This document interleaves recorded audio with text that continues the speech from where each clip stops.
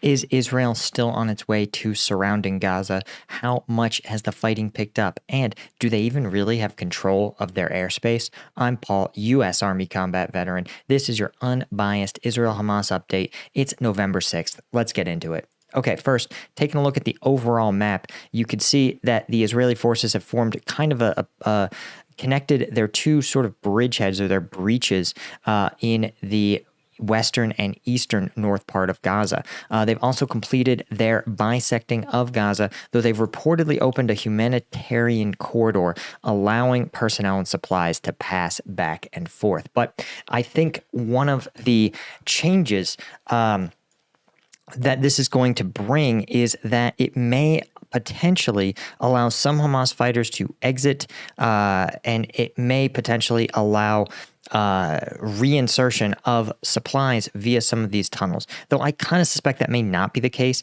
simply because Hamas already has tunnels running to and from the Gaza Strip. Civilians don't have access. So I sort of suspect that this one-way corridor will be something that Israel permits, but I think Israel's goal is to turn northern Gaza into somewhere where they can be confident that those who remain are largely enemy forces. But if you've ever studied counterinsurgency, you know this is likely to never happen. First off, a lot of people simply don't want to or literally can't leave their homes for a variety of reasons. Others still may choose not to. The result, of course, will be a very difficult city to clear. Now, the Israelis appear to be moving down the coast here in an attempt to complete their link up, so to speak, and link all of their forces together with two access points, probably here in the central part of the Gaza Strip and in the northern part of the Gaza Strip. And by sort of linking these all up, I think they may be able to, they may be able to surround the city, but it's not going to, without cutting off some of the Hamas tunnel networks, and of course, without clearing the actual city itself, it's not going to achieve their goals. Again, they're approaching this with a kind of siege warfare mentality that's just not that workable. I also want to point out that they're starting to get a taste of that medicine in Beit Hanoun, where there's been a lot of fighting and Israeli progress has been really slow. They've sort of been stuck in these neighborhoods for some time. And I think this shouldn't surprise anyone who knew this was coming. You can see that lower density neighborhoods as Israel kind of moves through these, especially given that it's probably not focused so much on clearing the neighborhoods, but clearing the actual streets, ensuring freedom of maneuver. And you could see, though, their limit here at the Salah Khalaf Street, this is probably the demarcation from low density urban housing to extremely high levels of density. And this is going to be a lot of work for Israeli forces to clear, particularly because, again, this is labeled as the Ashati refugee camp, which politically is not a place where you want to be engaging in heavy fighting. So Israel already starting to run up against many of the political constraints that, in addition to the actual tactical constraints that are sort of inherent to fighting in a city. Now, here's where things get even more interesting. First, the King of Jordan has said that his Air Force, the Jordanian Air Force, dropped medical supplies to the Jordanian hospital in Gaza. Now, you may zoom out and realize that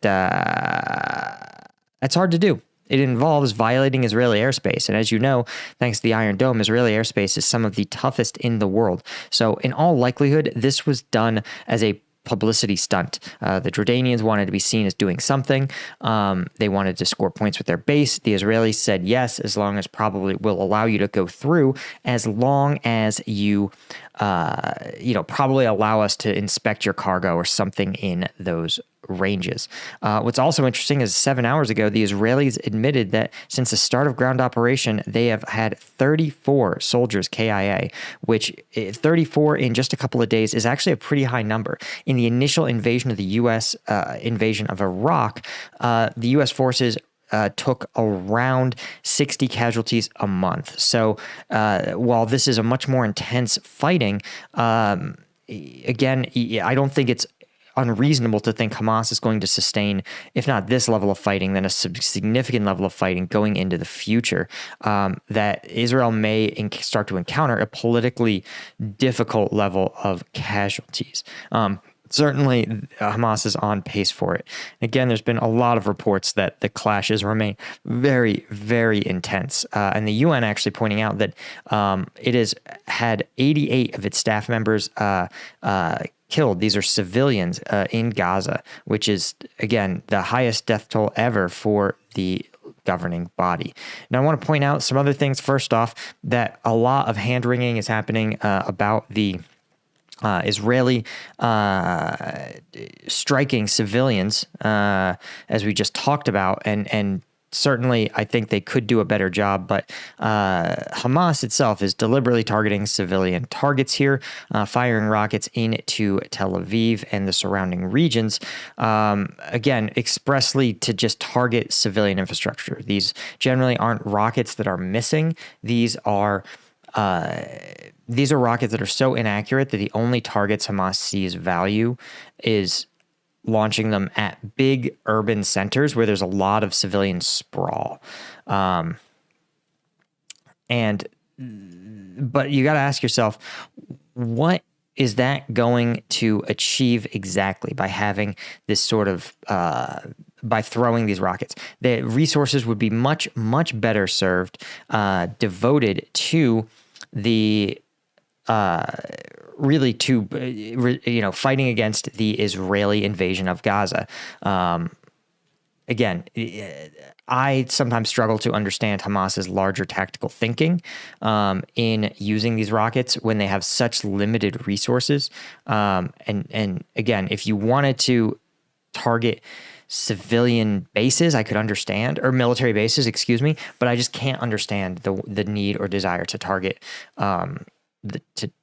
many of these cities, right? All it's doing is galvanizing the Israelis against you and making you look like hypocrites when they point out that the Israelis have a little regard for the civilian casualties that they're inflicting. Anyway, guys, that's all I had for you. Thank you so much for joining me. And as always, I'll see you in the next one. Cheers.